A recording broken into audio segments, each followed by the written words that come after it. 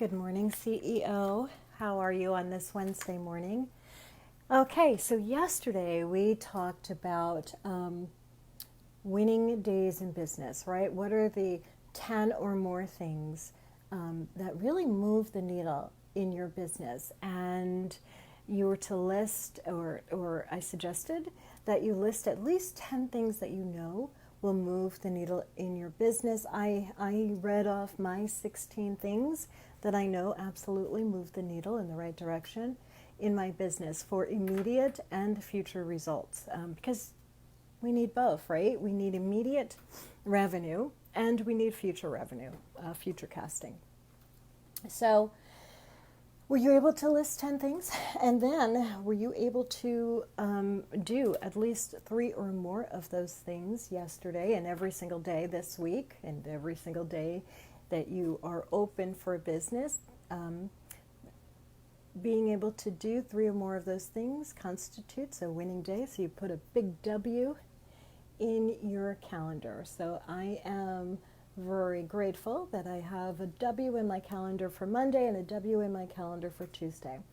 But what if you weren't able to identify 10 or more things that really move the needle in your business? Then what? Okay.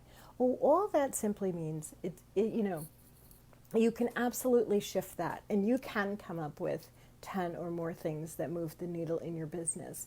But if you're struggling to, what it means is you haven't fully moved from an employee mindset to the mindset of a CEO, right?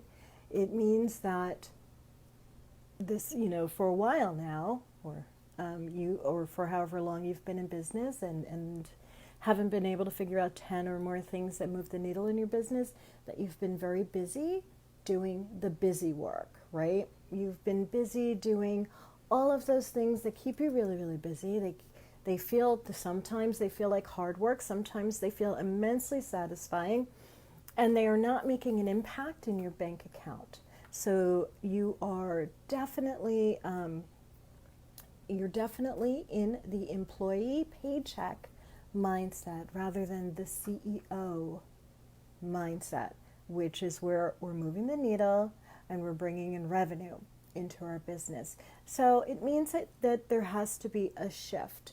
Now, with mindset, there are going to be internal shifts, right? Because when you think about earlier this week, we talked about this fourth quarter, it being the fourth quarter. We reviewed the past 3 quarters. We set an income goal for this fourth quarter, right? And for 2020, right?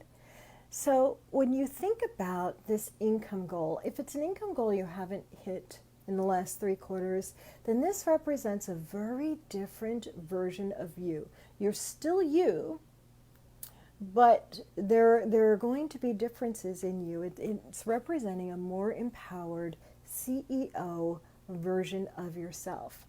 So one way, who's really owning their value, right? Because this income goal not only represents dollars and cents, but it also represents the value, how you value yourself and what you're presenting to the world, what you're serving, what you're offering, and how you're showing up. So one way to determine, okay, what's going to move the needle in my business, start looking at other businesses that are successful and start really researching them and see what's moving the needle for them. What are they doing? Hi, Lori. What are they doing right now? What are the CEOs in that company or the owners of that company doing in their business that you recognize you're not doing? Now, one way to recognize it's something that you're not doing is if it immediately triggers you. If it immediately triggers you, chances are it is something that you're not doing and may never want to do. But what if you were to borrow just like 1% of whatever that is? If it's a person who's, thank you, Lori. If it's a person who's very salesy with this rapid cadence and that's not you, like that rapid cadence is definitely not me. It triggers me. It really triggers me. But what's the 1% that you can take from that? They're getting their information out. What if I were to get my information out? Maybe a little faster. Maybe I can't change the cadence of my voice, but maybe I can be putting out even more information. Or maybe I could be putting out more calls to action, whatever it is. Just take a look at what other businesses are doing. I'm not asking you to change into this other business owner or copy them, but just observe. What are they doing that moves the needle? That's a good way to do research on what may possibly move the needle for you. Also, think about traits of highly successful people. Start following some CEOs online. You know, for 18 years in person, I researched multimillionaires. I observed them 5 to 6 days a week. I observed their habits. I observed their characteristics. I observed how they presented themselves, how they walked, how they talked, what they ate. I was in absolute research mode for 18 years for this group of multimillionaires. And one thing that really struck out is, you know, they were all wildly different people. One thing that they absolutely all had in common was organization, and not organization in the traditional sense, because some of them didn't appear to be organized on the surface. But one thing I know for sure, they were organized with people. They were hyper focused in being organized with people. And what I mean by that is they would, whenever they had a networking event or a telephone conversation, they would come back and take notes. They would take notes on what the conversation was about, when they spoke to them, what common connections, who did they have in common, if they were able in the conversation to find out spouses' names, favorite foods, favorite restaurants, vacations that they're planning to take or going to take, birthdays, all of that they would put into one place. And these days, that one place, it used to be, 18 years ago, it was a Rolodex, right? Now it's CRM, client relations management, and there are so many CRM programs out there that you can start using for your business. The one that I use is, and I'm not an affiliate, but this one is free for up to 3 users. So if you're a small business and you have 3 or less employees, or 3 or less employees who are going to actually use this client relations management database, Zoho.com, that's Zoho.com, is phenomenal for tracking. Because here's the thing, it usually there are studies that say that people usually don't buy in, purchase, sign up, anything like that on the first go, on the first round, on the first introduction to you. It usually and especially online, they just don't.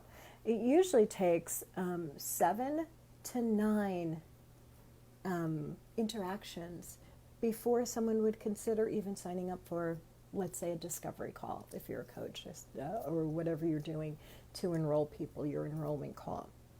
So with that being said, and if everybody says this, but really take this in, sales, right, or recruiting, if you're an MLM, recruiting, sales or enrollments, if you're a coach, is not an event. It's not a one-time event. It really is a process. It really is a system. And relying on pen and paper or a Rolodex or even your email, email thing like ConvertKit. I have ConvertKit. To keep track of where you are in the process of talking to people, networking with people, where you are in that process, relying on your memory or your email system or pen and paper or a spreadsheet, you're going to lose people along the way, and it's going to become cumbersome as you become more and more successful when you're moving to this multiple 6 or seven-figure business owner, CEO. So tracking all of that information in a CRM like Zoho, and there are others out there. All you have to do is Google. A lot of them do have free trials. I think it's Zoho. Zoho is absolutely free up to 3 users. Tracking where they are in the event is absolutely going to help you in being organized with people. And that's so important because at the end of the day, everybody wants to know that they're your most important person, period. And when you're remembering details like birthdays and where they went on vacation, that really sets you apart, because now you're forming a relationship. This isn't about the sale, right? This is about relationship. This is about the impact. And when you can get on a telephone conversation or pick up, pick up on a message or an email exactly where you last left off in the conversation, even if that conversation was a week, a month, or 6 months ago, right? Because sometimes people circle for a while, right? You're going to stand out as a person who really cares, a person who really listens. And isn't that the person that you are? Yes, absolutely. And being organized with people is absolutely going to set you apart. So go ahead and if you don't already have a CRM program, start looking into one. And don't spend, personally, I'm speaking to me now. Don't spend 8 hours importing everything. You can do it as you go. You can do 20 minutes. I'll import what I already had and anything new going forward, right? You don't have to zap up your time so you no longer have a W in your day because you were hiding behind the CRM platform. But it really is great in organizing people within your organization and organizing people for client-facing, right? Client-facing for your clients. It's going to make them feel very, very special. All right. I'm rambling a little bit, but today is Wednesday, so this is really, this is a game changer. This afternoon, it's the middle of the week, and if you're working Monday through Friday, like I do, then this is the middle of your work week. This afternoon, have a 5 to 10 meeting with yourself and go over what has happened in your business up until that point. Right? What happened on Monday, what happened on Tuesday, and what happened up until Wednesday afternoon. And have a journal out or have a conversation with yourself. Take notes though. What could you have been doing differently? What could you have been doing better? And this isn't about beating yourself up. It's just about really stepping back and taking a real CEO look of what could you have been doing differently? How could you have shown up differently? What could you have been doing more of? What could you have been doing less of? What were the distractions? What were the worries? What were the fears? How were you showing up? Where were you showing up? And as you take those notes, again, not beating yourself up, if thoughts of I should have known better, I should have done this differently, what's wrong with me come up, write those down too, because we are right now in that moment, you're in observation mode. And that's a script. That's a running script that's usually running in your subconscious unnoticed. So if you do feel it come up, there are absolutely ways to calm that down. As a tapping queen, I love to use tapping to see what's underneath that and to reduce that. But then once you've written down, okay, what you could have been doing differently, then commit to doing that thing differently Wednesday afternoon, Thursday, and Friday, and keep track. And every Wednesday afternoon, you can go ahead and do that. It's a game changer because you're stopping midweek, you're making an observation, taking an assessment of what you could be doing differently. This is a game changer because you are making real-time 1% tweaks. So organize with people, be the CEO, move from the employee mindset to the CEO mindset,